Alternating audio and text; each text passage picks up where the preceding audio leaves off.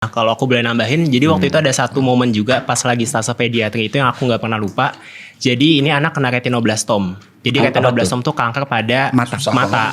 Nah, masalahnya adalah retinoblastom ini angka kejadiannya cukup tinggi di Indonesia. Cuman banyak orang nggak tahu kan, kalau leukemia pada tahu kan, kanker leukemia, kanker tulang kan pada tahu. Nah, retinoblastom ini banyak terjadi di anak-anak usia kurang dari 5 tahun. Tandanya mata kucing. Jadi kalau misalnya di foto kan biasanya kalau kita kena flash warnanya merah kan. Nah tapi ini tuh dia warna putih. Ini salah satu tanda dari retinoblastom. Yang fase atau masih stadium-stadium awal. Atau matanya juling. Jadi buat semua orang tua di luar sana, kalau misalkan ada anaknya itu ketika di foto kena flash warnanya putih kayak mata kucing, itu segera bawa ke dokter.